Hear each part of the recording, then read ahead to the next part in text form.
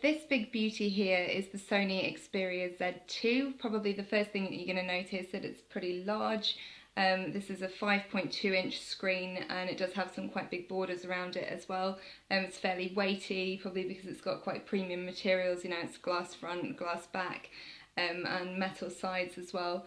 It feels very upscale in your hand, except that I think they've forgotten something quite important. In that they've left the back completely flat, and I think that's such a shame, because when it sits in your hand it's quite uncomfortable, especially compared with something like the HTC One M8, which is lovely and curved and just nestles nicely in your palm. This doesn't feel as good, although Sony do say that it's good for one-handed operation, which you know, I can't necessarily see, as well as some of its competitors. In terms of the size of the device, you know, I kind of, when I first got it, I found it a little bit hard to get used to the fact that the power button is this round one here, halfway down the right hand side.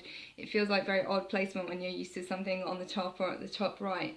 But actually it's pretty clever, you know, because as you can see the way I'm holding it here, it's exactly where your finger sits, or your thumb if you're holding it with your right hand like that. So that gets a lot of use, and it's pretty easy to get used to. Actually, I quite like it now. And on the right hand side as well, you've got the volume rocker just there, which means that taking screenshots is a little bit awkward because you're pressing these two at the same time. That's a bit strange. And then you've got a dedicated camera button down here. That's quite good for sort of landscape shooting. It's exactly where you would expect the shutter button to be on a proper camera. And it's also useful for taking photos underwater, which is one of the really interesting things that this phone can do. It's waterproof up to 1.5 meters down, although they're very quick to say, you know, up to 30 minutes in fresh water only, so just be careful with that you don't void your warranty. But because of the waterproofing, one of the things that's a bit more annoying about this handset is that everything's had to be hidden behind panels. Obviously you can't have anything exposed that could get water in it. So the micro SD card is behind a panel, which is fairly standard, but then you've also got the SIM and the charger behind a panel here, which I also feel is kind of upside down. You know, this one, I don't know if you can see that, but it says micro SD upside down. I feel like that should be the other way up.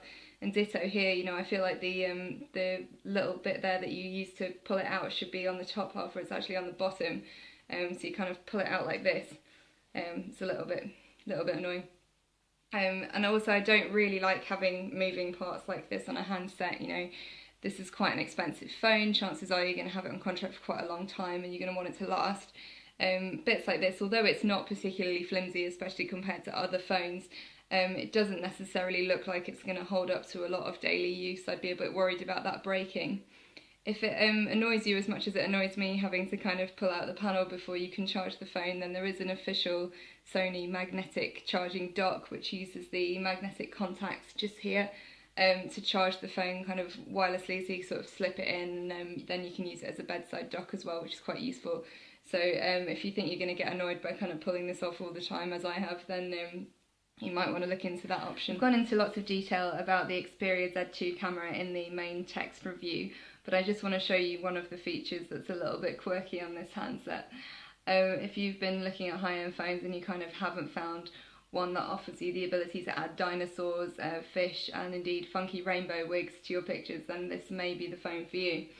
So if we go into the camera app here, and then into modes, of which there are many, you've got lots of choices here. You've got kind of Vine, there's different creative effects, you can defocus the background, panorama, 4K video, there's even more that you can add on there as well. But I'm going to go into augmented reality effects, and then from there there's a sub-menu which has things like fairy tale, dive, dinosaur's pretty cool, and my personal favourite, which is funky disco. So if I switch that on and then kind of, yeah, see how cool is that, you know. You can tap on the screen to kind of interact with it. It has music.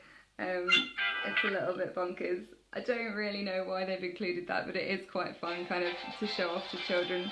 And you know, if you particularly feel the need to take still photos or move the camera around with lots of dinosaurs stomping around your head, then you're probably going to like that one.